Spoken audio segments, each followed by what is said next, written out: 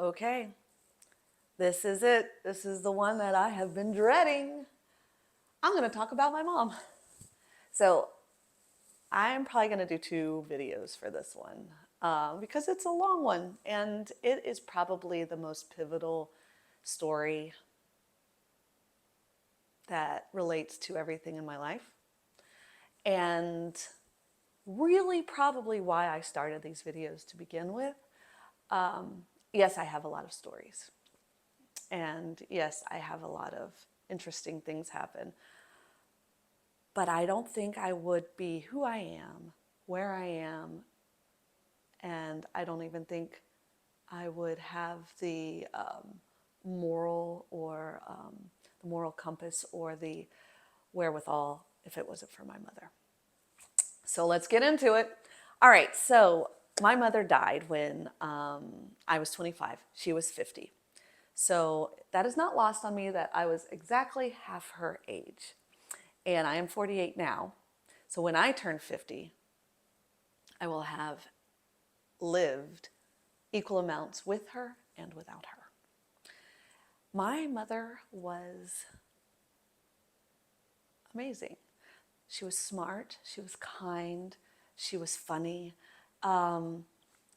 She was my biggest cheerleader, a very loving mother with a whole bag load of demons.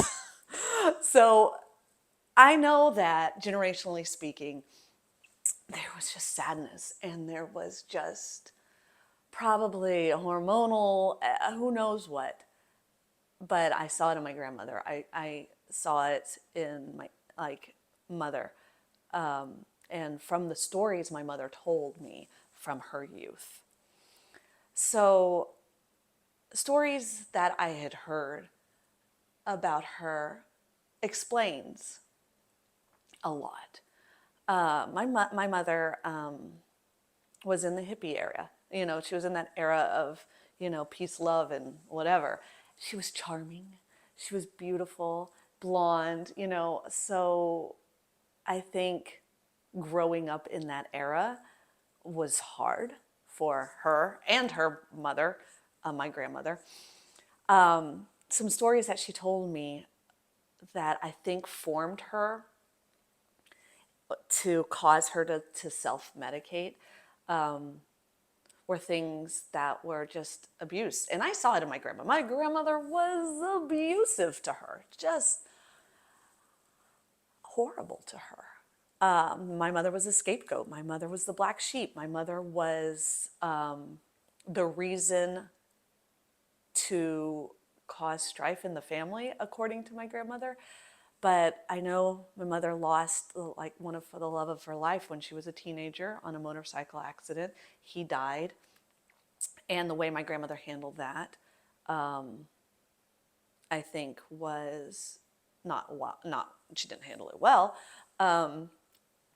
and kept them apart. And then so when this boy died, I think that struggle lasted for my mother's entire life on how she picked men. I know my grandmother also, my mother was pregnant, I think, when she was a teenager, and my grandmother, in, I don't want to say forced, but according to my mother, there was an abortion that was not really what she wanted to do. I know that my mother was raped. I know that my mother was abused. I know my mother had suicidal tendencies. I know that she tried to commit suicide. She had a scar from here to here. And the story goes, my grandfather, her father, said, "I dare you, you're never going to do it." And she did it right there, in spite of it, in just full stubbornness, which was, part of her gifting was her strength for standing for justice, which was also her weakness for stubbornness and immovability. So I don't want to air her dirty laundry or say the things that formed her in a way that paints her in a dark light. But these were things that made her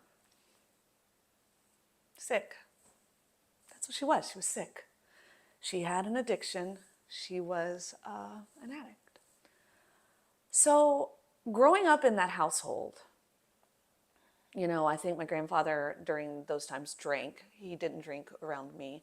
My grandmother was probably going through menopause in some parts of that, or through her whole life. I don't know, but the stories of fights and knife throwing and furniture tossing, and I knew all these stories. And so when I was born, I think I was a fresh start for everything, for everybody. My mother, she married, my dad, my biological dad. My stepdad was in the mix too. Like they all came to Texas because she was pregnant with me.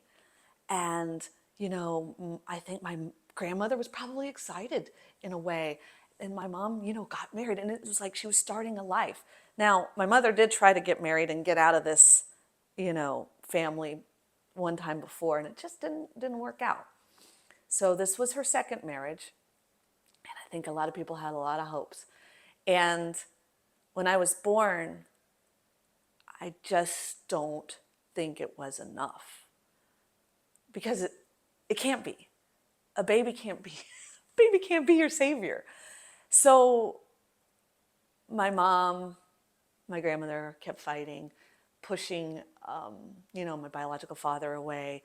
My mother couldn't stop alcohol, drugs. I don't know if it was both at that moment, but she couldn't stop. So she bounced. I think she went to New York and just was out. And I, was then left for my grandparents to raise, which, was my father, my biological father really tried, and he wanted to be a part of that, but my grandmother pushed him out. And there was lies, and there was deceit, and there was a lot of different things. So he left. My stepdad, Al, stayed around and kept, coming in and out of my life through living with my grandparents. Now, living with my grandparents, my mother would come and visit. She would come every weekend, and she just would bring me toys and things and postcards she would write me, and she loved me. Like, it was like almost like I was this little light at the end of the tunnel, and she was going to come back. So she would come back on weekends here and there. And I never was angry with her. I never felt like I wasn't loved. I know I've dealt with abandonment throughout my whole life, and that loss and that lack. But I knew she loved me.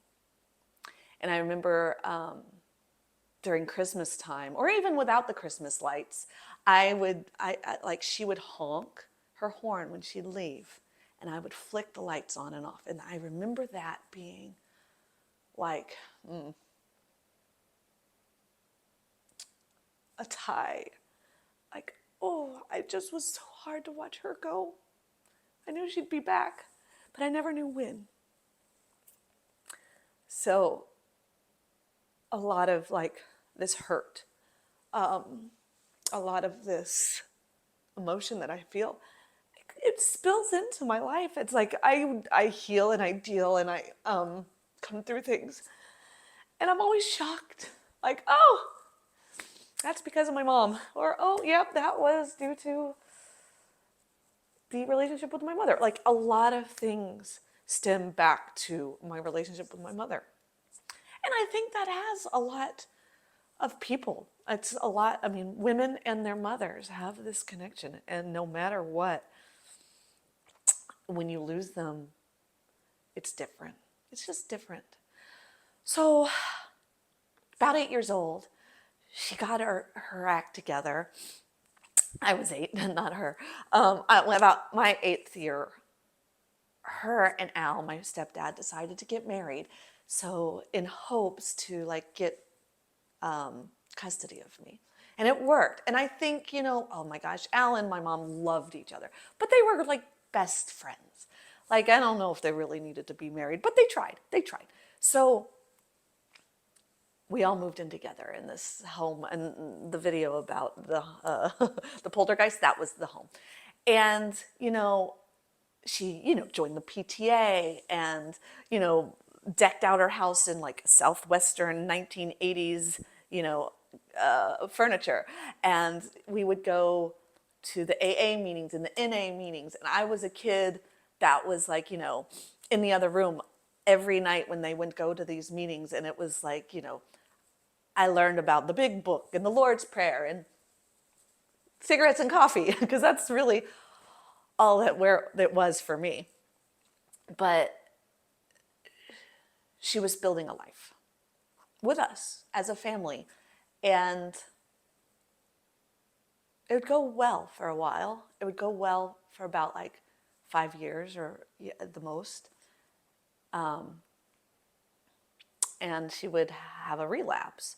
So what was happening was, in my looking back, she never found her identity, and she never found a way to heal. So she had probably depression. She probably had these underlying things that she kept self-medicating for. And so during these relapses, I never saw her on a drug. I never saw her, high or drunk. It was so wild. It would be like super, amazing family one day, and then I'd wake up like the next day and she'd be in a hospital. And it's like I did recognize, signs. Like she'd be in the bathroom like really, really late at night, door closed, light on. She'd pull away, or she'd be tired, or there, you'd see things leading up to it. But of course, you're a kid, you're self-centered, you're self-absorbed. You're like, oh, mom's having a bad day. And then, but like, so she'd go to these like inpatient hospitals, and she'd be great. She'd say all the right things. She'd believe all the right things. And it's like, you really, really believed her. Because I think she believed it too, And so she'd come out of the hospital, and she'd have a good run again. But it just never stuck. She went back to school because she was so smart. She wanted to be a psychologist, and she was getting like straight A's, and she was doing great. And we'd always like joke with her because she was studying psychology, and I'm like, Mom, and I'm getting to be like older, and I'm like, you're quit talking to me in bumper stickers, because she'd be like, no means no, and what part of no don't you understand? And she'd be like psychoanalyzing me or practicing on me, and I'd be like, ah. And I guess around 14 or 15, it's just those, I don't know how many times she relapsed. And Al would always be there, and he'd pick up the pieces. And my grandmother and my grandfather would always just damn her. I don't know. My grandfather was probably pretty supportive, but she could never get a break. She could just never get a break. And about 14 or 15, Al and her separated. So he stayed in the house, and my mom was a single mom, and we would go to like apartments and live in apartments. And I never knew really what transpired, how she got money. I know we had food stamps for a while. I know we had, a lot of help, as much as we could get, either from the government or from Al or from her parents. And there were apartments. So I don't know if she just like had issues paying and we moved, but I know we kept moving. I know she would relapse here and there, and I would go back with Al. and stay at his place. And she would meet, men. I know she fell in love with a guy named Greg, and his son was the one that we all kind of moved in together and tried to have a family. And his son passed away too from drugs. And I have a picture. I have a picture of my friend Bob, who I jumped out of a plane for. My mom and Jeremy, his son, had a picture of all of them together with me and Al. And I remember I look at that photo all the time, and it reminds me of Back to the Future, when people are disappearing in the photos. Well, that was my photo.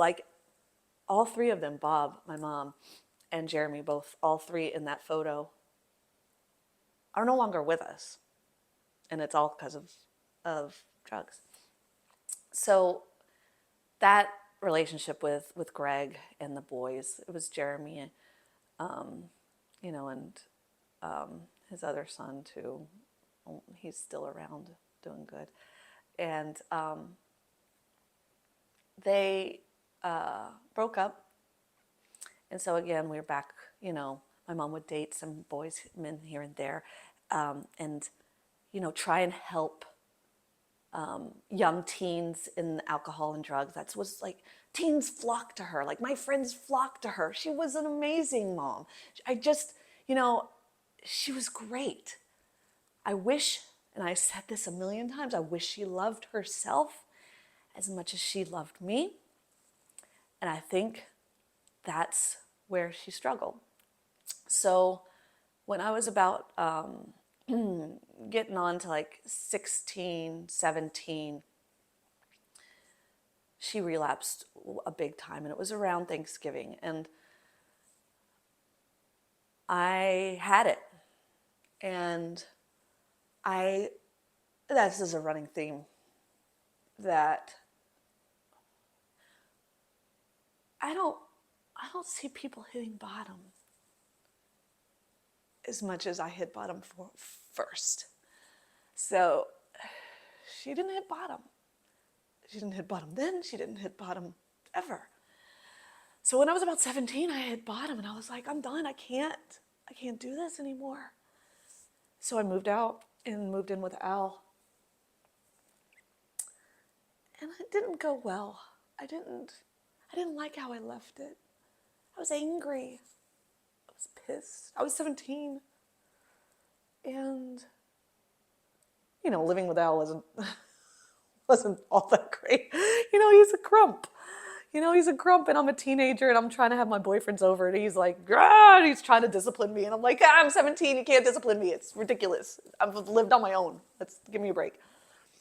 And so I eventually did move into my own apartment, and it was great. I was like, Bob had said, Bob was my friend who has passed, but he was like, let's go tour Europe. And I was like, I want to get my own place. So around 17, 18, I got my own apartment, and my mom had her apartment, and it was right over here, and I'm right up here. And so we were in the same complex. We were in the same little parking lot, and I had my little apartment, my little studio apartment, and she had hers, and she was, doing well, and I was doing well, and she was getting me through the endometriosis and the surgeries, and I could still call her and say, Mom, I need you. And,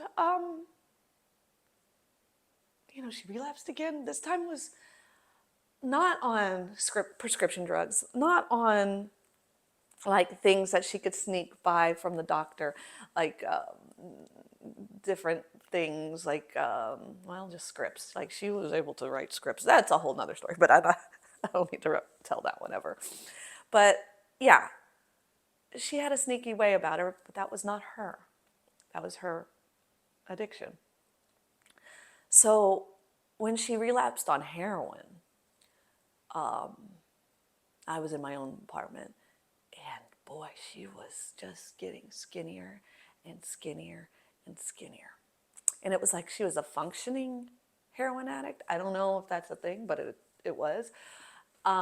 So until she wasn't functioning. And about this time, I was auditioning for schools in New York, and I got into AMDA. And she was so happy and she was so proud. And we got her healed up. She got into the hospital, still skinny as anything. She was never as skinny. She was always like hourglass, thick, like me, thick. But this time she was skinny. And we decided that we're going to do a road trip to move me from Texas to New Jersey. So she kind of, helped me find a place in Hoboken. She helped me, pack up and move. And she took my cat, and because I had a cat, so she took Bowie. And we packed up a U-Haul, and her and she was clean, or so I thought, I don't know, maybe she wasn't. And we drove cross country together. Made a video, I think I have it somewhere on a DVD now, or MP3, I don't know. And we drove this U-Haul, and it was great. It was amazing. And we moved, and I remember we flew back together. And I remember how sad she was. I think, you know what? It might have been sadness, but I think she was actually jonesing. I think she was probably coming off of something, because she was on that plane, and she was doubled over. And, I wanted it to be sadness for missing me, but I know it was a lot of other things, like, probably drugs, but this realization, like, of where she was, and that she'd lived her life and threw so much away to drugs. And I was getting out. I wasn't addicted to drugs. I wasn't getting pregnant. I was going to school for my dream. And I knew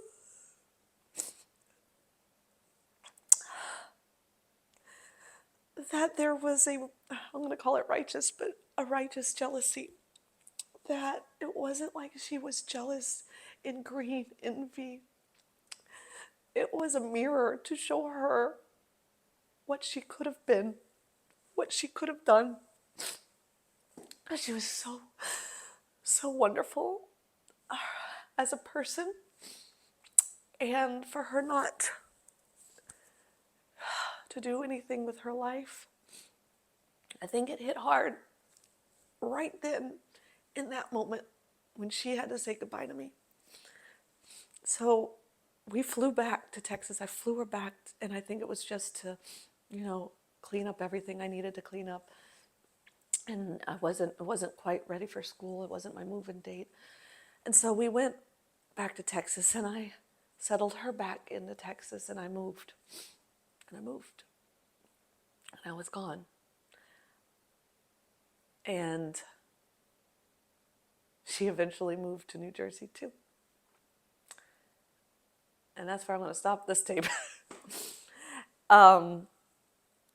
And I'm going to do part 2.